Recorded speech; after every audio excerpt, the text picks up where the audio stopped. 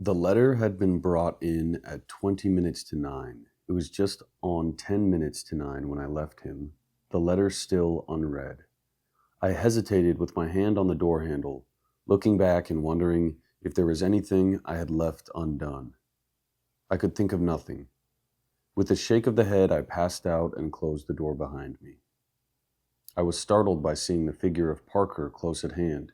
He looked embarrassed, and it occurred to me that he might have been listening at the door. This is a passage from right near the beginning, page 46, of The Murder of Roger Akroyd by Agatha Christie. This is right near the beginning of the book when the narrator, Sheppard, is leaving an appointment with Roger Ackroyd. If you've read the book, then you know the context of this and the importance of this little passage I read. I'll get into a little bit of spoilers at the end here, but I really enjoyed this mystery book.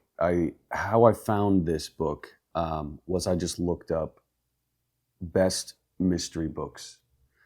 I think I might have looked up best murder mysteries, and this was number one on a lot of people's list. So I find that if I'm going to get into something, I like to start near the top of whatever it is. I looked up a few years ago just best books ever, and I read a couple of those.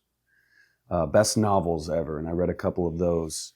I need to go back and reread those as I'll reread this one because I think I'll appreciate it a lot more rereading it. I've reread parts of this one because this is really rereadable.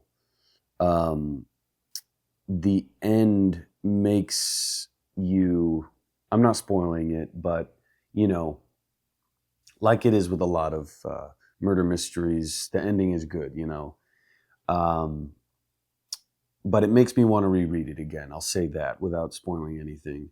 I love this book. So it's The Murder of Roger Ackroyd. It is a sequel to The Murder on the Orient Express. It's by Agatha Christie. I'll read the synopsis real quick on the back.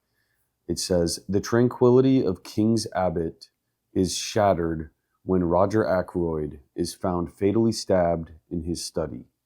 His death, following the recent demise of the wealthy widow with whom he had been romantically involved, sets Hercule Poirot's Little Grey Cells to work in Christie's 1926 classic, the novel that catapulted her to the top echelon and features one of the most ingenious reveals in crime fiction." So this was written back in 1926, before all of the mysteries that I've grown to love were written.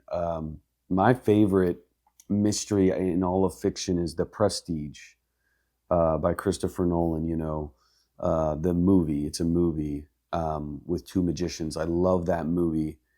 That got me interested in mystery. And I saw the Murder on the Orient Express movie a few years ago, directed and starring Kenneth Branagh. And I really liked that. And I thought the Hercule Poirot character was interesting. He's like a French Sherlock Holmes, but he's kind of quirky. And I liked him in that movie, The Murder on the Orient Express. This book goes into that quirkiness a lot more. It's really cool. All the little tactics he uses. I think Sherlock Holmes, reading his short stories by Sir Arthur Conan Doyle, I noticed Sherlock Holmes really focuses on his deductive reasoning, his observations, and his just like massive knowledge of all kinds of different logistical things in the world. I like Hercule Poirot because he has that stuff going on, but he also has these interesting tactics of how he solves the crime. And also, just his personality is just kind of funny. He says these funny little things. Like he calls, instead of saying like use your brain or use your mind, he says use your little gray cells, like the gray cells of our brain. And I love how the murder is solved by Hercule Poirot in this, following that, and the narrator following that.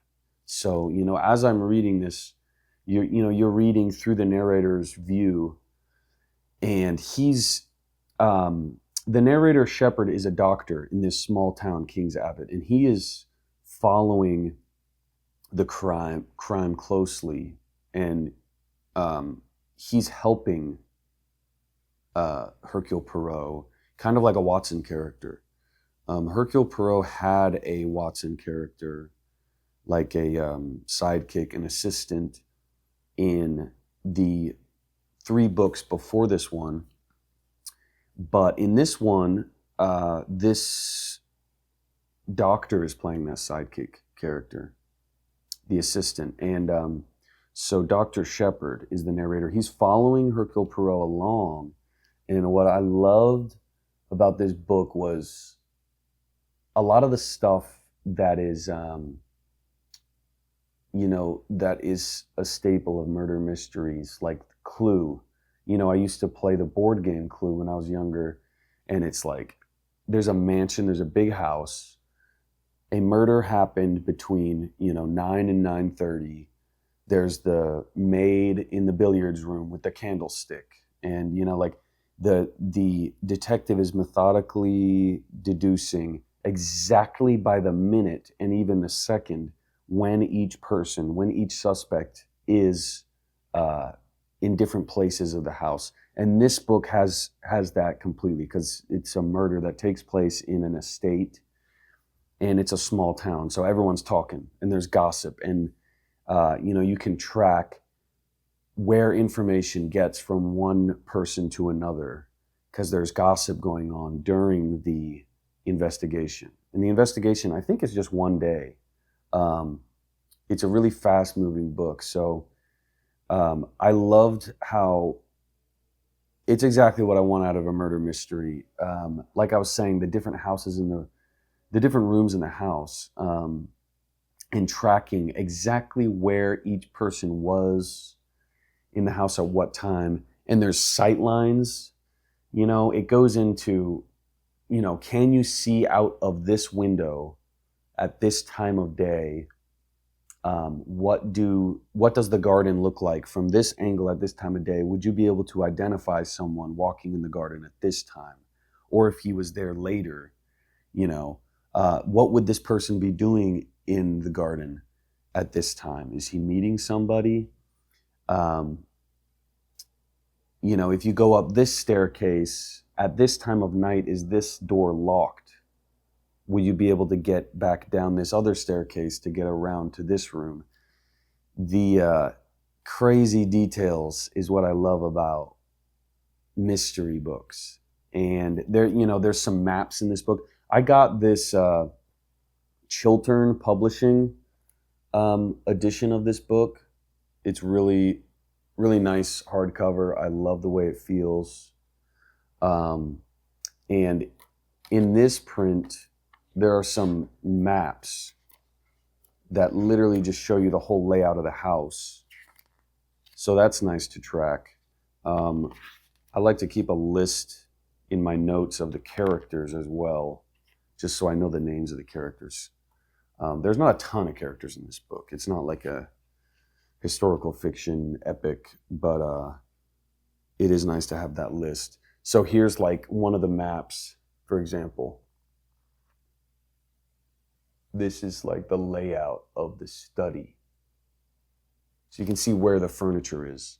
So I just love how it goes into those details, and all of them matter. So there's blackmail in this book. There's multiple murders. There's numerous suspects.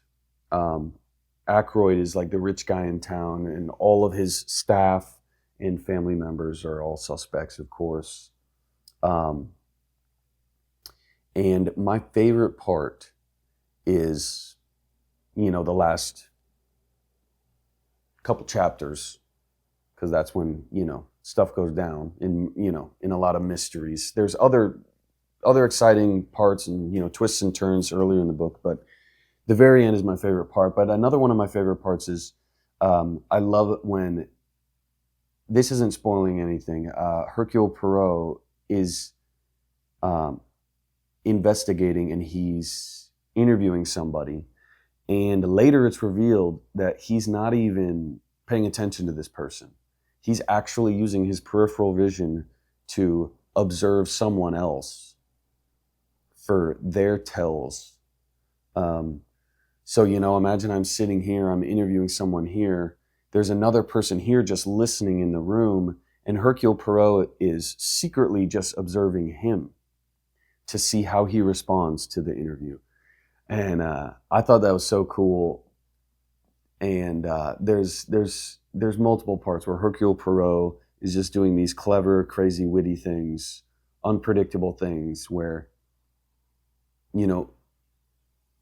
I, as the reader, and trying to figure out what his tactics are. And then also the narrator is trying to figure out what his tactics are. So I won't go into spoilers, but I would read this book if you like mysteries, if you like murder mysteries. I'm glad I looked up best murder mysteries. I haven't read hardly any murder mysteries, but this was a good place to start for me. I'll probably read Murder on the Orient Express and some more Sherlock Holmes stuff pretty soon. So check out The Murder of Roger Akroyd by Agatha Christie. I think it's really good. Yeah, great mystery, good twists, good turns.